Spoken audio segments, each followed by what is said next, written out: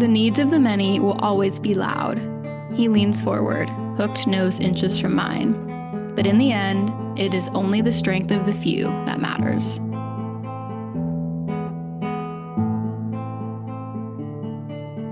Welcome to the Busy Girls Book Club. We are a podcast talking about and reviewing all of Book Talk's most popular books and tell you whether or not you should take time out of your busy schedule to read them. I'm Catherine. I'm Casey. And I'm Caitlin. And we have a much anticipated episode for you, mostly because we've been MIA for like 2.5, 3 weeks trying to finish this book.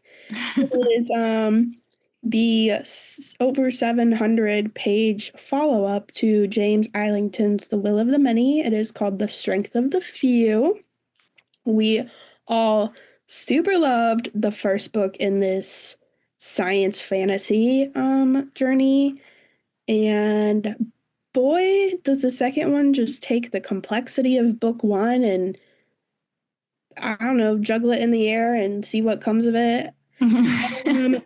This is going to be a spoiler as I describe the second book. If you have not read the first book, I would highly recommend that. There's a massive plot twist at the end, and the second one picks up right where we left off. So if you're like us and you hadn't read it in a minute, oh, I was confused. But warning has been given. So Viz Telemus, I'm going to be told I pronounced that wrong. Telemus. Yeah, I was like, I've been saying Telemus. Well, he ran the labyrinth in the first book. Not going to go back and explain that. And on completion, was copied into 2 other realities. So he now exists synchronous in 3 realities of his world, 3 versions of his world. And they're all vastly different. He remains in his Roman-esque one.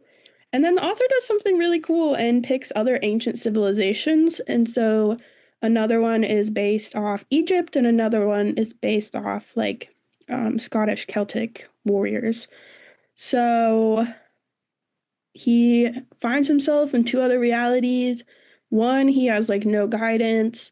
The other, he meets up with his adoptive father's brother for some guidance, and he's the only person who can take down the person who is orchestrating the next cataclysm. So the next end of the world. They happen every 300 or so years, and it is time. And he's the only one that can stop it because he now exists in all 3 realities. Yeah. I don't even know how to explain it beyond that. No, it's a great explanation. And a lot of that gets a lot more complicated somehow.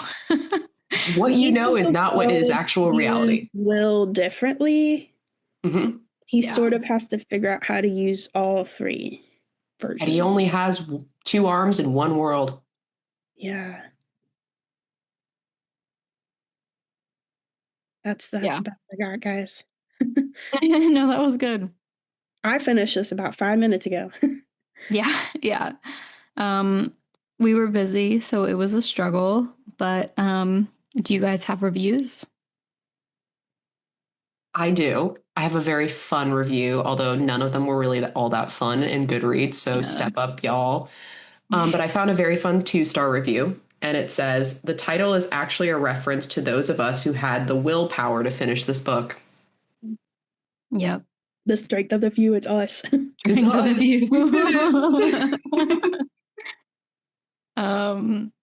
That's so funny. I found a 5-star. It says the most simple thing, and this is not a spoiler because it happens in the first book.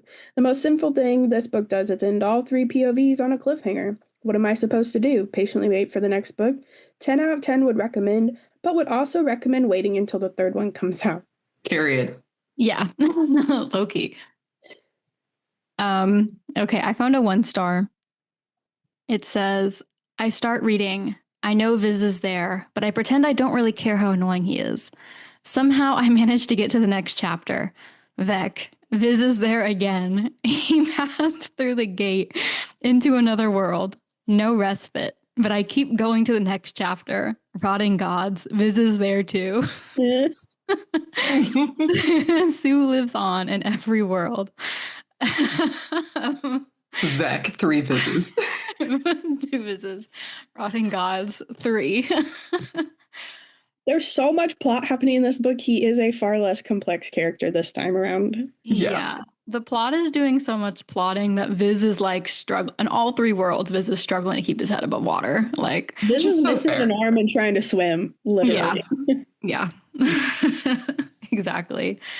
Okay. Well, the Goodreads rating for the book is 3.7 out of 5. The Fable rating is 4.37 out of 5. Oh, what did I say? 3.7. Oh, Got a number. sorry. I just can't read numbers. It's much higher rated, actually. Can you imagine 0.37? Everyone somehow gave it less than 1 star.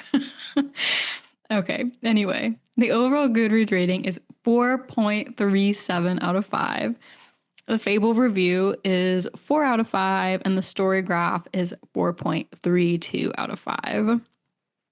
What do you guys think? I think I agree with the kind of like average of the ratings. I gave it 4 stars, but I'm probably closer to like a 4.5 if I could give half stars. Yeah, like it was a very good book. It was very, very dense. And I think that's where my star rating goes down a bit. It's just there's parts of this book that it can be really slow because you are split into 3 different worlds. And you're not always going to like Viz in all 3 of the worlds if you like him at all. So there are slow moments in each of the worlds, pretty much except the original world. Yeah. I gave it 4.5 out of 5. I thought it was really, really interesting. I loved the 3 worlds and I had a really good time. The beginning is really jarring because you have to find your footing again and it is hard.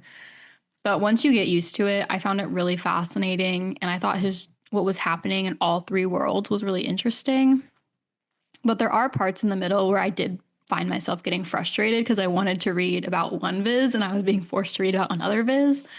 But I do think like the worlds and the way they influence Viz is like a really interesting journey. And it does, even though the book is less character heavy, change him a lot.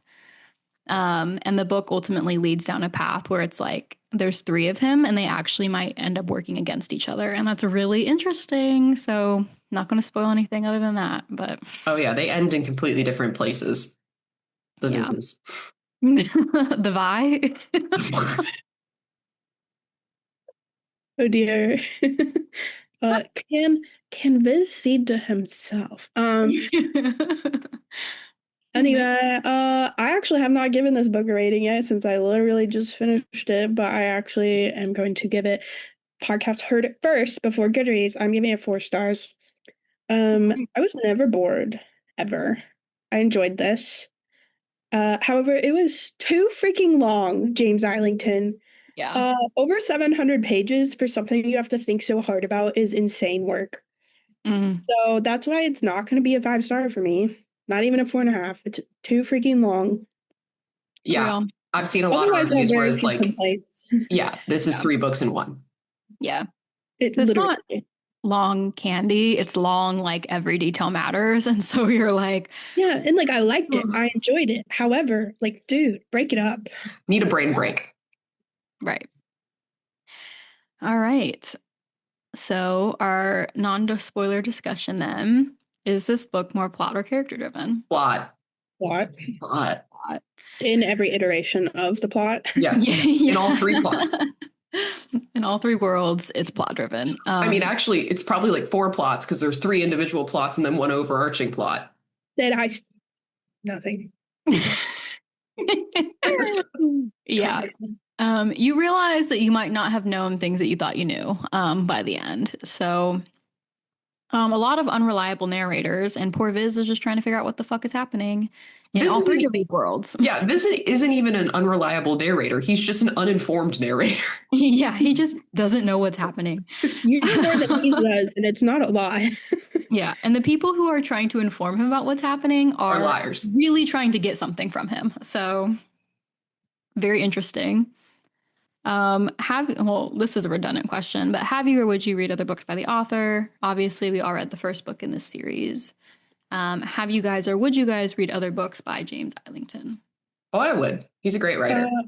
Yeah, his Lycanus trilogy is one of my brother-in-law's favorite series, and Hmm. I would be inclined to also give that a read. I've heard good things. And I will inevitably be a slave to the next book when it comes out. Yeah. This is a I trilogy, do. right? We're not going longer than a trilogy. I think it's trilogy. The book title's out for the next one. Yeah. It's like the I power of think one or something, right? Yeah, It's, that sounds yeah. right. was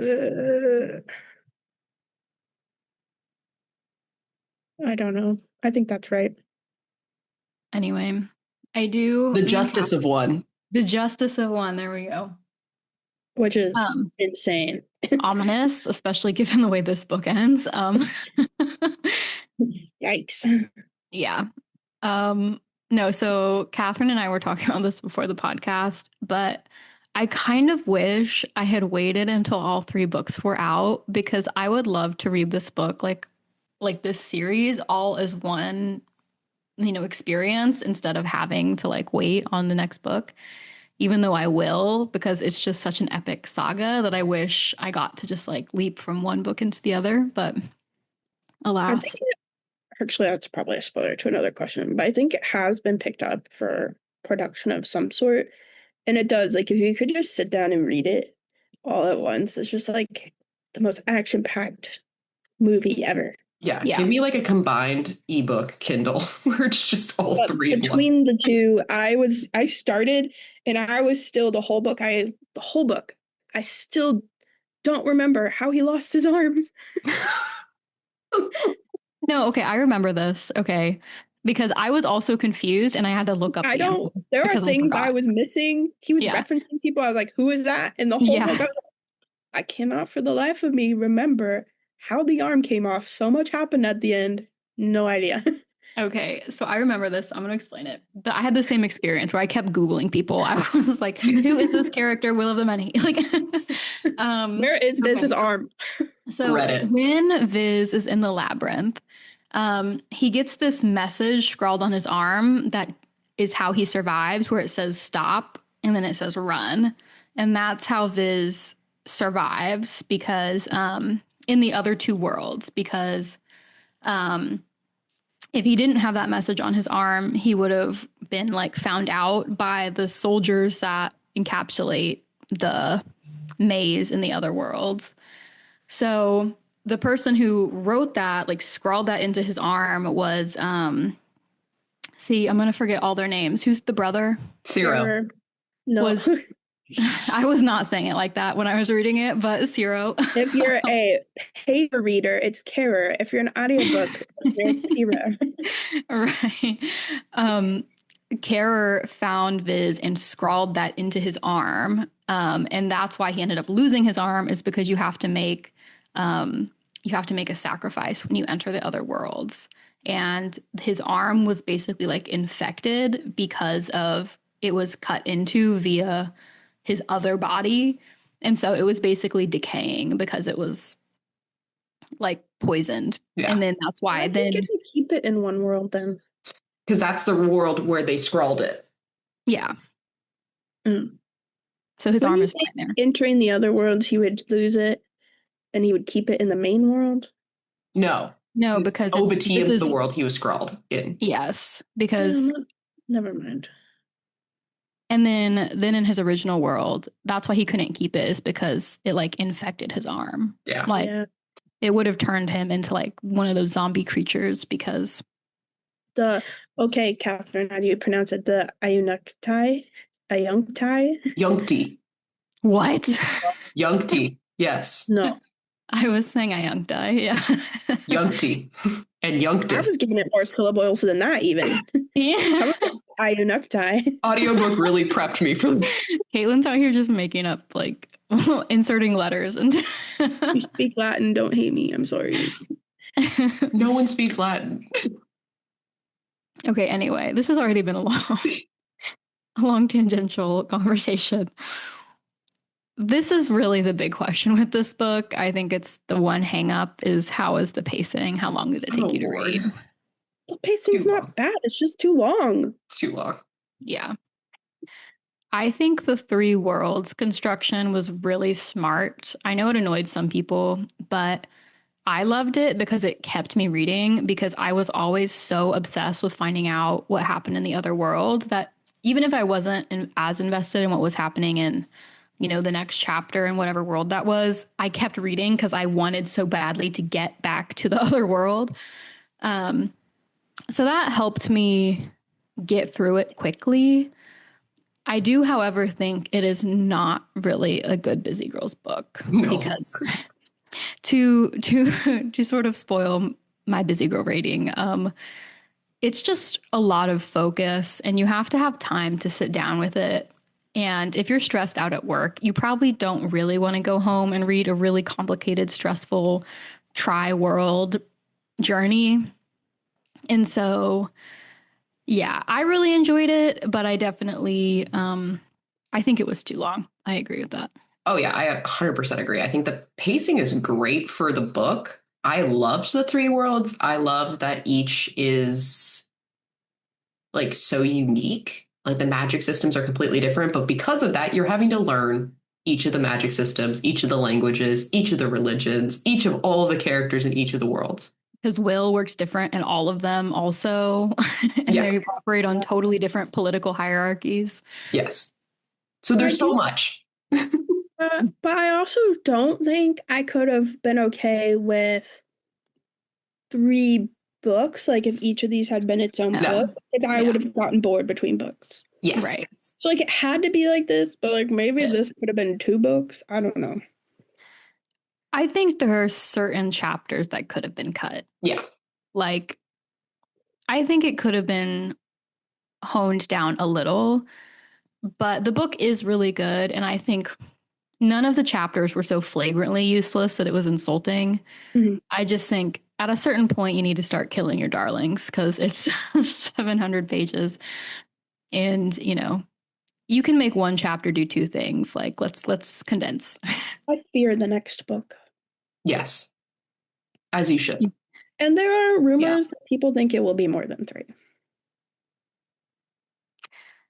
I don't know the justice of one is not the final one, but I think the next book will be the last one. Also, I don't have the energy to do more than a trilogy for this series. Like, they're so good. But Islington shouldn't have the energy to do more than a trilogy. Yes. How could you keep repeating this? Oh my gosh. So, side note, I learned he's Australian, so I'm interested how he chose like Egyptian and then Scottish ancient. Like he could have done like the Maori people or something. I don't know. I'm just interested how he like chose his. He's essentially like if you take a Percy Jackson kid who also was really into like Egyptology, aka all of us, and then like throw him in author like. Yeah, this book was made for us. I like it. I'm just like Scottish. Interesting. I did think that was a bit of a curveball. As a honorary Scot, I was like flattered. You're not honorary, you're a citizen. I know. But I'm American. Like, I dual citizen. No one knew. Yeah. I thought it was really. Yeah. I'm assuming he just had like pet interest in some of them and, had some sort of thing that he wanted to write about. Because I was actually thinking, I was like, not that I want to add more Vizes into the universe. I think there's plenty. 3 is arguably too much. I would love to see him do even more societies. Like, it was so fun to see his like. Yeah, where's the Norse one? Where's the Mayan one? Where's the? Yeah, let's get even more. Yeah, no. Catherine's like, sorry, no. I completely derailed us. Would you? Oh, how long did it take you to read? We didn't answer that part. Like a month. No. Yeah. Yeah. Somebody had like a mental break and got really sick at the same time. Somebody? So it took forever. Yeah, it's me. Yeah. I think it's not a good book when you're busy, guys. It took me like a month, literally. Same. It's also not really a good book if you're like depressed. Yeah. There's a lot. Hope is fleeting in this book. Yeah. Viz is dealing with a lot of change. We'll trauma. Say that. And trauma. Also, he's like, what, like 19 or something? Yes. Yep. And he's dealing with all these political games, and everyone's in danger. And And there's then three of war is them. breaking out. Yeah. And he doesn't even know that he's like on different universes now. It's a lot. But Anyway, it actually only took me like a despite week. that, Yeah. oh, That's impressive. Yeah. I was committed to it though. And I also had time. So I did not have time, so it was closer to a month. It took me basically the whole month of February. every time I was like, guys, I'm not gonna make it, Catherine was like, don't worry, girl. Me too. Mhm. Uh, I could have, but you gave me the excuse. yeah, sorry. I wouldn't have No, slept. I was pushing it. yeah. Despite all of that, would you watch a movie or TV show? 100%. Yes. This would be an Yeah, this amazing movie series. Yeah. Yeah. And I would eat it up. I was thinking when reading, like even jumping back and forth in a movie would be fine. Yeah. It'd be great. And you'd see these. Also, I want to see a city of mummies. Yeah. Cool. The Yunti, really cool. Yeah. And the pyramids, even like the old Gaelic, like nomads or Druids. naiads, like their whole mystical. The world building leaves nothing to be desired. Yes. It was so good. 10 out of 10 world building for sure. And he did it 3 times. Yeah. Okay. Well, that brings us to our busy girl rating. It's probably not going to be much of a surprise based on this conversation. Yeah. We warned you guys. I'm going to give it a 3. That's fair. Yeah. 10 out of 10 quality, 5 out of 10 busy girl. Like it's just, I think 3 out of 5. It's really good. So I think it's worth making the time for. But I think for a busy person, it is a bit of a challenge and it takes a lot of focus. So I think know yourself, choose your moment. But it's great. I give it a 3. I feel like I might actually agree with you on this one. And Caitlin's making faces because she's going to give it lower. Caitlin's going to give it a 2. I've struggled, so that's just a personal experience. No. And I think that's totally valid. And I think I'm going to give it a 3 only because it's the second book in the series. If you've already read The Will of the Many and you finished it and loved it, you're going to want to continue with the series. But I can't give it higher than a 3 only because it is dense and thick and takes a really long time. But I wanted to pick it back up after I put it back down. Because I was incredibly busy. I still wanted to finish it. I wanted to read it. Like it left questions in my mind and like continued in my thoughts even during my workday. So I think a 3 is the highest I could possibly give it, but I'm not going to give it any lower. I thought about giving it a 1, quite frankly. Also fair. Because personally, it took me that long to read. Yeah. However, it does not merit a 1 busy girl rating. I will at least give it a 2 because if you read the first one, you got to read the second one and you'll want to read the third. So it's worth the time, but you need a lot of that time. Yeah. Because also it's not something you can speed read. Like you have to stop and think. And I had to reread pieces. Like is not a quick read by any means. No, it's not. Real. Okay. Well, now we are at our spoiler section. So obviously, we're going to talk about the rest of book 2. So much happens. Get ready. We're assuming if you're listening to this, you've already read it. If you haven't, you should. You should set aside a whole month and dedicate it to this book. And then come back because we're about to spoil all it. In a month.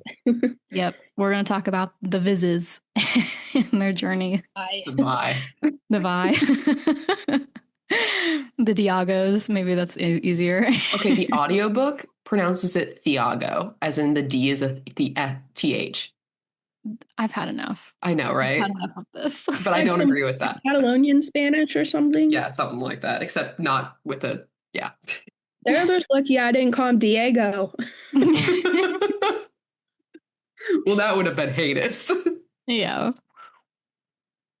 All right. Well, our first question is, we've kind of touched on this. What do you think about the 3 worlds and the 3 Vi? How about the cultural identities in each one?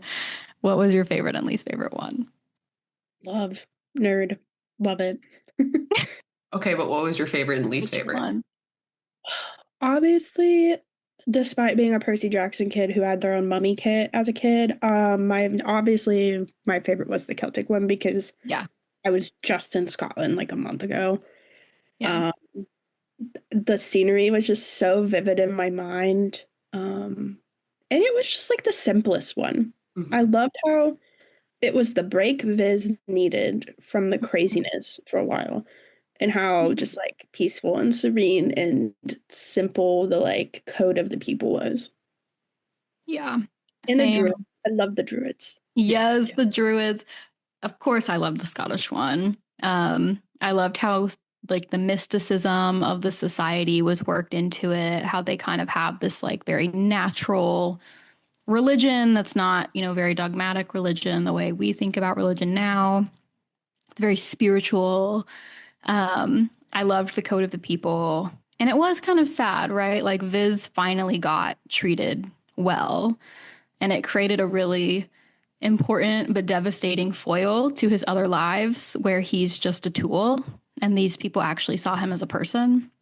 Um, but I loved like the trial he had to go through in the mansion where he has to like fight this sculpture, and how really all of these things were meant as traps to stop people who were synchronous from being able to continue on in their journey. And I still don't know why. Mm-hmm. Well, I have a feeling it's because they were worried that a person who was synchronous would then kill the overlord that is ruling over all of these worlds. Because only a synchronous person can kill him, um, and wield the tools. I'm not sure what the end goal is at this point, but it felt very messed up with the mask. They took it away from us. Well, because the whole time we thought that the person who caused the cataclysm was evil, and now we think the cataclysm might actually be like this last resort to prevent something worse from happening. It's And very so, like culling the earth in order to make sure the earth still exists. yeah. And we don't know why. Yeah. The way the people are at this point, not really, but I'm like, okay, in the earth, these people suck. Yeah. Well, and if the cataclysm happens on each of the places, then I'm sad because I don't want it to happen on my favorite place, which is also the Celtic world, Lucium. Of course. I think, but a close second is Rez, the original world, only because like you want to know what happened to the favorite characters from the Will of the Many, and like Eden's like my favorite character, and I love him so much. Mm-hmm. Nobody's Aqua. Yeah, but I hated Aniqua, and I every hated time Obatia. in all the worlds I started to become attached to someone, dead. Yep. Yeah. I really liked the Egyptian world. That one was my second favorite. Also, once I figured out they were literally all just mummies walking around, I was like, this is awesome. Yeah. I mean, like I liked it. I hated parts of it because he was, yeah, there was just moments. So different from the other two. Yeah. It was like very jarring anytime you switched to that one. Not in like a bad way. It just was so different. The young You tea were made so me uncomfortable. isolated. Let's be clear. That's what the issue is. The mummies made me uncomfortable. Yeah, I didn't totally mind it, but that world did feel very isolating. But what I really loved that one is really driving the plot in the others because Viz has the greatest chance at actually succeeding at killing the Overlord ruler Ka in that one. Sounds like he did. Mm-hmm. Well, he stabbed. They leave it really up to interpretation. And Sarah says, Ciro, what? I don't know. Ciro, which is probably also his brother. The one that appears in the Scottish one is like, one of you just made a very bad mistake. And then the synchronous guy is like, you're the only one who can do this now. So I am assuming. Do we want to talk about Ciro? Because Obatium Ciro said that he felt both of his counterparts die. Yes, thank you. Yes, I was like, what? So that makes me think. That makes me think, and this is my theory, and I also saw some people on Reddit agree. I think he was a Yunkti. I think he was being controlled by the concurrence. And he was trying to steer Viz towards killing Ka in Obatium. No, so my theory is that he's only pretending to be Ciro in the Celtic world. No, they look Oh. the same. Huh? They look the same. They're described as looking the same. Could be. I think he anyone actually still. is Ciro in the Celtic Or world. he could be Iuncti in that world too. Now I that we think know, he's the bad guy. I think he's a bad guy too. Well, I think he's a bad guy in all of the worlds, but I specifically, the Obitium Ciro always rubbed me a little wrong, only because he was so like positive and so unaffected by things, despite being like going through probably some of like the worst trials and tribulations. And he said like he felt both of his two selves die. I truly think he was dead and he was being controlled. That's an interesting theory. See, I liked him and I really thought that he was pushing for the best. The thing that made me suspicious is that he disappears. Yes. So- See, I was confused why he never appeared again. Right, Until he appeared in Lucian. I was like, right. Because we do know that he does actually die in the home world. I don't remember which one's Lucium and Red. Obidium. I'm sorry. dead in red. Obitium is Egyptian. Okay. Um, They helpfully put little, I didn't notice until halfway through, but at the beginning of each chapter, there's a symbol. yeah, there's a symbol. And I didn't No. even notice till halfway through. Oh my gosh, those kept me hanging on. I would Yes. look for them. I'd be like, which one's next? Which one's next? Okay, Well, good. and then you see one that has both the res symbol of like the Katenin That was village right after I noticed they were doing and then it. the Lucium. Here, I Yeah. was like, oh shit. And it had like both the Celtic sword. And I was like, wait, Yes. they're both happening? Yes, I was like, what does this mean? But okay, so I do think that what the hell is going on with Karer? I'm sorry, I can't pronounce it. However, is correct. I must follow my heart, Karer. That's fair. I am very curious about what's going on, but I also find it so hard to believe that the person causing the cataclysm is actually a good person. Like, Oh, yeah, no. I feel like because they've also been trying to oppress people this whole time. Like they've been supporting this like horrible, like leeching use of will that has continually placed them at the top of the hierarchy. But obviously there's something more complicated going on than we know. And a lot of people have been lying to Viz, which is basically what the ending shows us. I do think the moral of the story is there is no such thing as a perfectly good person. It's just like, how can you do the most good with the least damage? And that's what Viz is starting to realize at the end. Yeah. Right. And he also is kind of realizing, heartbreaking, especially in Res, that these people are not salvageable. They're not redeemable. Like they are used to having All power. using him. Yeah, Even, and they will when do. He figures out Eden's dad used him. That's so sad. Yes. Mhm. Yes, it was. Oh my God, that part was so heartbreaking. But he realizes that like these people are so used to having power, they will do anything they can do to maintain it. And When he so, gets used to having the power, and he's like, Yeah. that's right, like he doesn't want to be out of power now either, because he knows what that was like, and it kind of it turns him into a little bit of a villain there. Like you're kind of like, Viz, what are you doing? He's trying to He's a justify really raising the good dead. person, Yeah. which is Yeah. who can do the most good with the least casualties. Right. And he knows that he's basically going to sacrifice his own morality, his own soul, essentially, to do it. Well, and I think that's Love that Eden is his like moral compass. Yeah. as soon as Eden That walks away, scene- that's when he'll know that he's done something totally Yeah. fucked up.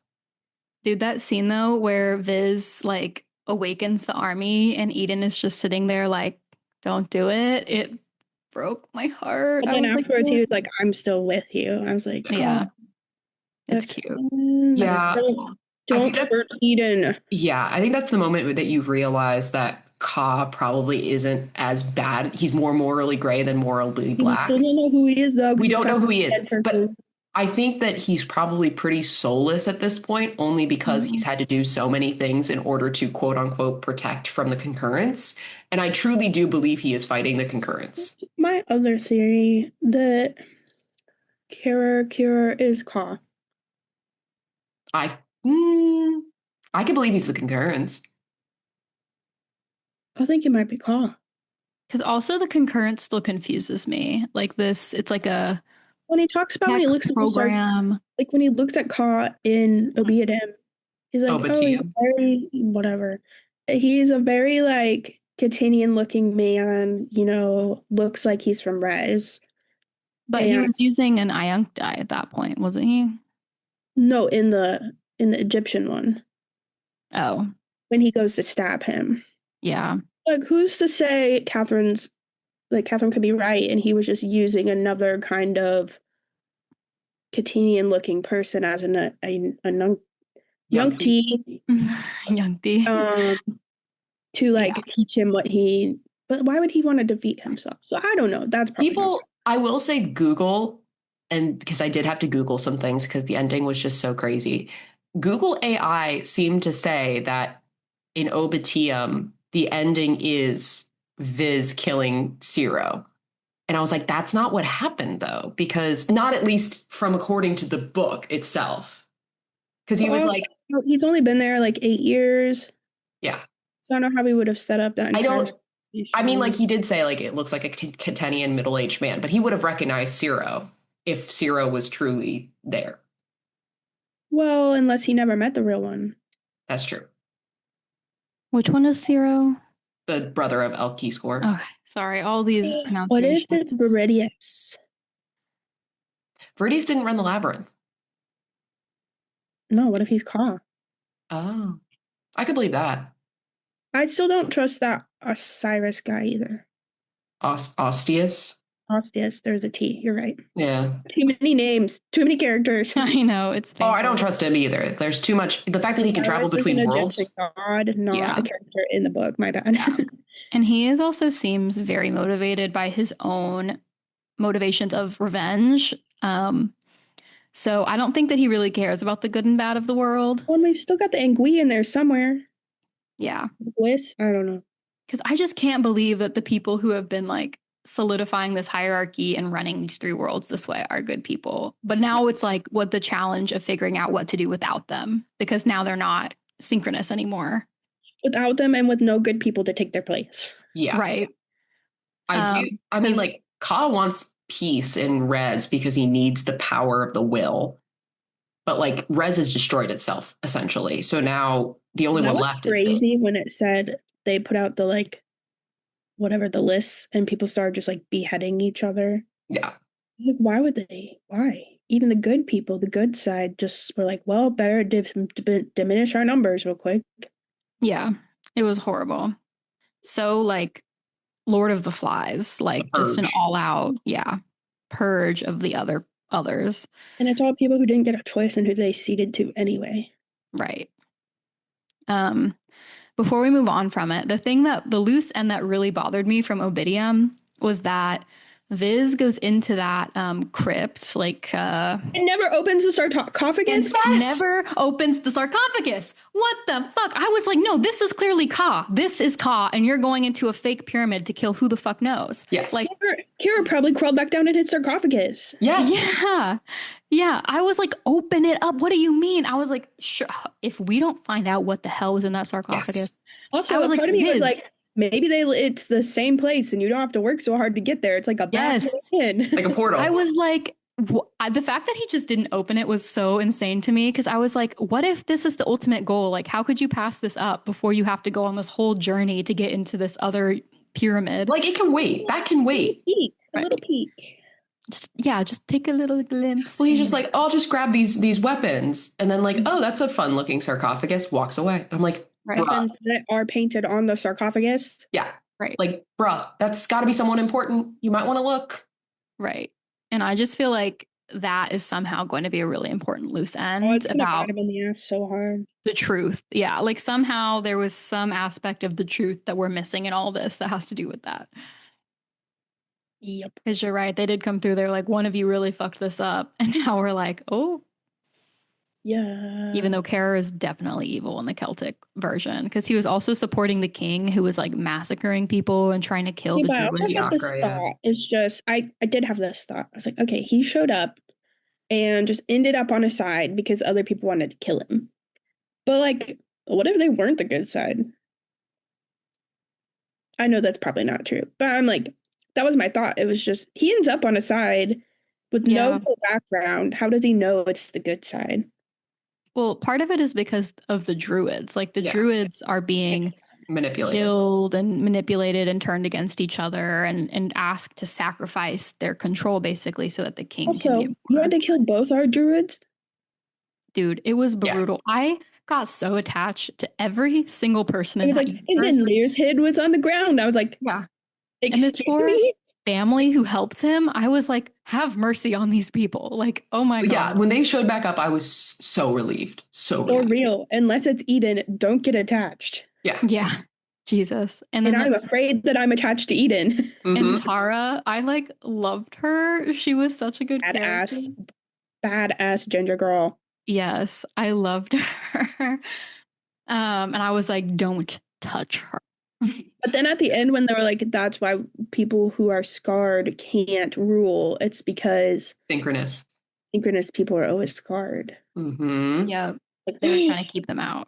They've known there's been more of these people. I think the Lucium world knows the lost. most. Yeah, because so much of this has been lost to history that now it's all just like lore. Like we don't know why scarred people can't be king, but we know, we're like, oh, it's because every person who's gone through the, and they don't want synchronous people to control everything. Do you want to back up 2 seconds? I'm not sure. I don't trust the, I'm going to say Ostius guy.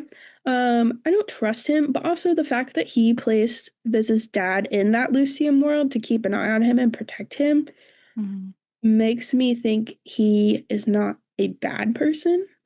He's a self-motivated person. He's a complicated person. Right. I think he might be a good person. I also want to know how he can jump between two worlds. Yes. Yes. The whole time. Why not the third? How does this work? I wanted to know so bad. Like, how can you do that? Right. Because then he would walk to like the physical place he needed to be and then switch worlds and be in that place in the other world. I was like, what? And he made clear he can't go to Obatia. Wouldn't work in Kyber, K-Bar. How do you say that one, Catherine? I think Kyber. Kyber. That makes more sense. That would not work in Kyber. They're very different. So now I'm like, what is going on? Yeah, because he says I can't get to Obatium. That's lost. Yeah. I don't think he's bad. I think he is against the synchronous power that was, oppressing everyone. But I don't know what his end goal is. Think about Viz's dad having known that. Right. Yeah, and that's why he got killed. Right. Oh my gosh. So sad. I was like, wait, this whole time he was trying to keep him from knowing this thing, and instead he is this thing. That's stunning. Well, I think it's so interesting because, like, coming back to like Ostius and like the Anguis, he's only with the Anguis because it's the means to the end for him. And the fact that he was the son of the Princeps makes me think that like he was sent to Solavagus and something happened there and he learned so much. And now he probably is the smartest man in this entire book. He knows the most information. He knows what is happening. And I really want him to come back because he needs to explain himself. Yeah. Because I just don't know what his end game is. Like, he clearly wants what is up with the dog? He like looked it in the eyes and was like, no, you can come. And then the dog kills everyone. What's he know about the dog? Yeah. Well, the dog is in Lucium because they have all those puppies in Lucium. And he said it guards the Nexus, which is the island. I don't know. That guy knows a lot. And I want to know more about the dog. I think the next book, Lucium Viz, is going to get a lot more important only because it's kind of alluded to that they're really following the old ways and the old way of like what the combined worlds used to be and what their power source used to be. The other worlds kind of like evolved from the break. And Lucium very much followed the old ways and the Druids follow the old ways. So I'm very, very curious to see how that like evolves and how that version of Viz can help the rest of the Vizes figure out how to break up. That's the Viz that was in the dark the longest, which is interesting. Yeah. But also it's the most complex use of will if we were going on. That Lucium is the harmonic will. Obiadum is the imbued will, and then Res is like the seated will. Right. I don't know if that's a good way to describe it, but they are all different. They were. And he sort of figures out how to use a combination of them in all but Lucium. Right. Until the very end. Like you have to take it from a source. Lucium Viz kept pissing me off though, because he kept just wanting to do nothing. And I was like, I understand, but also get off your ass. Like, you don't understand. I'm trying to get kicked out to go back to the farm with my fake family. Yeah. He was being willfully ignorant and it was getting a little frustrating. And him even like keeping on complaining about his arm. I was like, babe, like I'm not saying it wouldn't be a great loss. Like, I would be very upset if I lost my arm. But like, you're going to tell all these warriors, like, you're just too handicapped to fight when they're also like fighting regardless of what they have going on. I think that one is like in Res without his arm, he still has his story and people know who he are, but there he's just like a random dude with no arm in a warrior society. And I think that's why he takes it so differently in that one. He does. Well, because like you say, in Res, he has no choice but to get over it because he has to prove himself. He has to keep climbing the political ladder. Titanicus, he's Dominus. Yeah. He has the power behind him to be someone still. Right. He has to do all these trials to prove that he can still use will effectively. Like, oh my gosh. The women in this book were really the best characters. And and then they killed the best character. And they killed them. Aqua dying. Bullet point on the list. Yes. Killed me. It killed me. The scene of her dying. Why did you have to squish her head? Why did it have to be that way? It was so violent. It was so Game of Thrones. Yes. And that character Aqua, has come such a long way with Viz. Like from book one, her character is like his equal. Good. Yes. He's the only person who can balance him. Right. And she always had the right amount of push for him. She wasn't afraid of him. Like, she stood on her own. I loved her so much. And for her to die like that, I was, oh my God. Before this, Catherine was like, no, she'll come back. And Casey and I were saying, he squished her head. I don't think that's Yeah, you're right. Crushed her soul. Yeah. I guess let's get into that, because basically the end of the book is Viz resurrecting basically all of the 80,000 dead people in the necropolis that were considered kind of like not spies, but like they had a wealth of information when they died and they were being used to stay in power. But that means his family got resurrected, his mother and his sisters. And then also Calidus, which took me forever to figure out that was him. That was me being behavior, Catherine. Yeah. To be fair, I finished this book at midnight. It was sweet. Eden smiled for the first time. I know. But yeah, like Calidus is gonna be like, dude, what the hell are you doing? Yes. Yeah. So what do we think of basically all of our characters being resurrected? Because I know we've had problems in the past with like authors taking cop-outs and resurrecting characters. Complicated. I kind of got the ick since they already resurrected the dad, but he didn't know where they were, so it made me guess they were stored somewhere too. Right. I don't love the idea of he's just being Ka now. Yeah. In Res. Like, they're all ceding to him to make him a princeps. Right. And it's kind of icky. He understands there's like no other way, but it's icky. Well, so part of my interpretation with the ending is I think Viz is saying yes for now so that he can wield the power that he needs to hopefully make a different decision. But he's not at the point in that world where he even knows what the choices are. And so I don't think he's totally lost and just going to be the new Ka. I just think there's no time and he has to become a powerful person. It's just he's doing the same thing. Right. Using dead people to fuel whatever.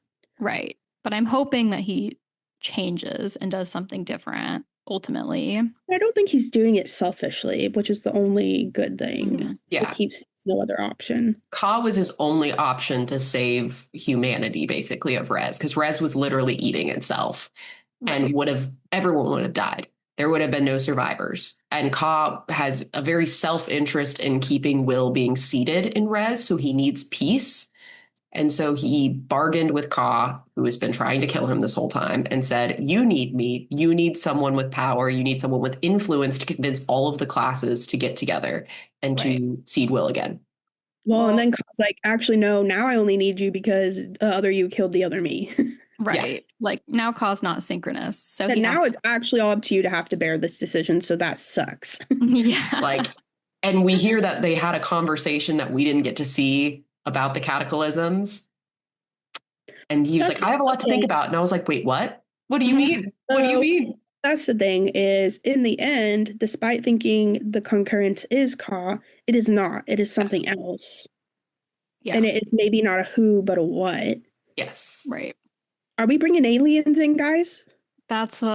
It sounded like it was this like computer program almost, like Oh, sort well, of okay. how, They did kind of explain it. It's all the yeah, bodies or whatever. right. And Yes. that's which was interesting because that's sort of how the Egyptian world Obidium is. Like it was very technological and controlled by all these people who were like machines but connected through their minds.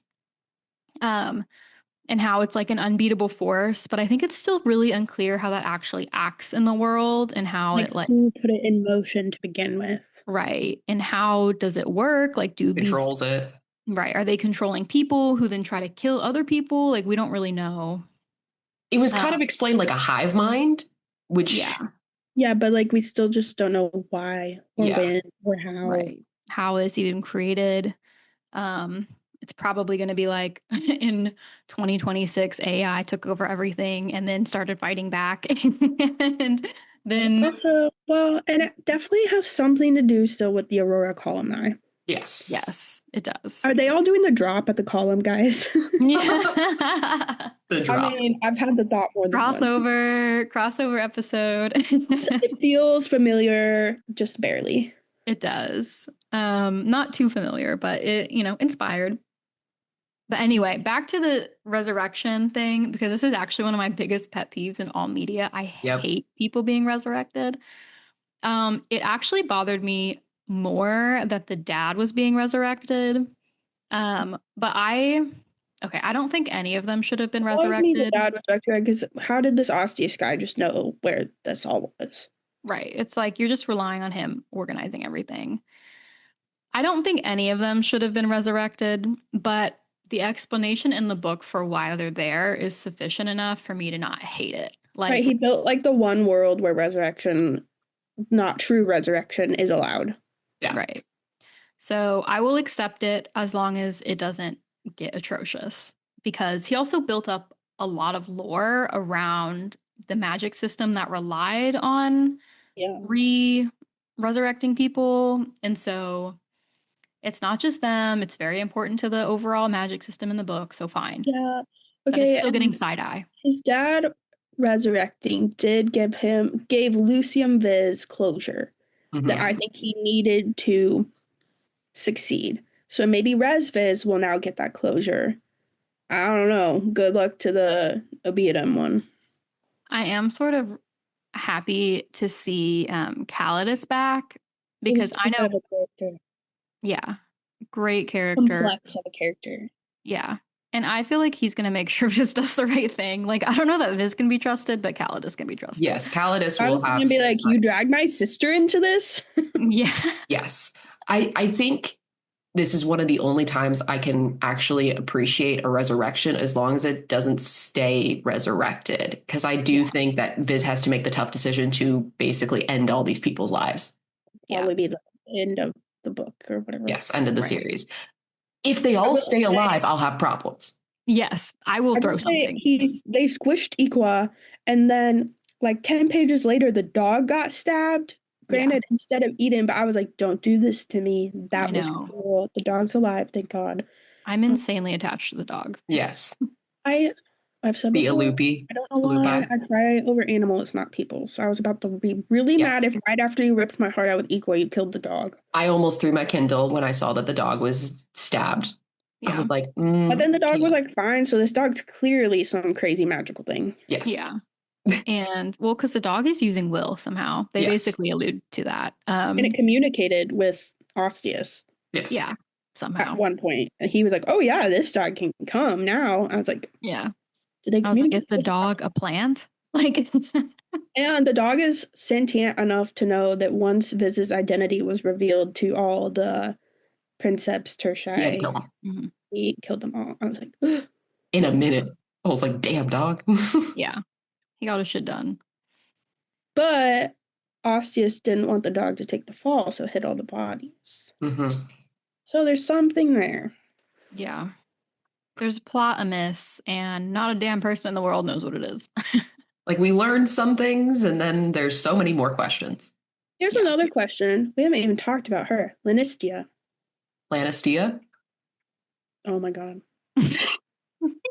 Hey, the first book I just called her Lannista, so at least I added another syllable this time. Yeah, okay, so this is actually one of my gripes with the book is that Olsizer and sorry, how is it was don't Old laugh. key score. Oh, key score, whatever. Oh, That's one of those ones where I was like, I can tell I'm just skipping over letters and I don't care. Like I don't have it within me to pronounce all of them. He's just sort of gone. Like he's not really in the book, even in Viz's res life. And so I'm sort of like, what's going on with him? Yeah, what's going on with his family? What's going on with Lanistia? What's going on with Viz's mom, who's like actually an Anguis? Like the only time Viz had a backbone for real in this book. Fucking is finally. when he left Relucia in the Sapper. Relucia? Yeah. And Olcizor was like, where's Relucia? And he was like, I don't know. Yeah. Old key score and Relucia? I was low-key like, I think that decision might bite him in the ass, but I was also kind of glad that he did it. I'm glad he did it. Go back and get her later. Yeah. She's not ceding to military, I don't think. I don't know. Yeah, I mean, she also like fucking deserved it. Like she was so awful to him. Yeah. And we figure out her motivations because she got put in a sapper at one point, but which made her evil. Eden, and he's a good person. Yeah. Right. Eden's dad sucks. There's so many characters. We could talk forever and ever and ever. I know. And so many of them are so interesting. Like I do think all key scores coming back. and Indol and all of them. Like, yeah, but they're such side characters. Yeah. So many good side characters, especially in the Celtic supposed to be, Catherine. I can see your face. What? I thought you were looking at me because I said Eudicium, and I'm sure that's wrong. The Ludicium? God. Where's the L? I know. It's an I, but it's an L apparently. Yeah. Well, but yes, I think all key score is going to be coming back more prominently in the third book, because now the reason why they couldn't talk is because he was military and then Viz was governance. Now Viz is taking over military, essentially. Yeah. In a big with dead people. So I have a feeling all key score is going to have a lot of questions. I'm not going to talk to him. Wait, is Zero one of the dead people? That's a great question. I don't know yet. That thought just came to mind. We've got some questions for him. You would think that he would be, because of he's obviously went through the. Did his head get cut off? I don't remember. He fell. I don't remember how he died. No, so this is part of it. So this is part of the arm thing, is that there was no one waiting on the other side to tell him when to stay and when to go. And that's part of why he died in Res, is because he moved from the spot too early. And so he was basically like killed by the guardians of the temple. So in theory, they could have got his body and put it in the necropolis. The other thing is Lanistia becoming a Yangti? Yangti? Is that why she can't use will right now? I don't know. She was in that thing longer than Viz was. I don't even have like the bandwidth at the end of that book to think about what was going on with her. I was like, I don't think she's a Yangti. No, but what's his butt? The guy on the island talks about how she was in this column too long. Yeah. And Equa pulled out Viz, but no one pulled her out. And that's how she lost her eyes? Yes. Yeah. But now maybe it's coming back to haunt her in other ways. But that means that she must have been copied, right? No, because she was in the other side. She was the control one. Yeah. Okay. Which Claudius or whatever did for... Yeah. Apparently, unknowingly for Marcus, whatever. I don't remember Marcus, yeah. Because Marcus was supposed to unknowingly for Viz. Yeah. I don't know. That's still very confusing. I don't think she's Yangti, but I do think that she has been forever changed by this. All the Sola Vegas stuff is still very confusing to me. Yes. I would just agree with that.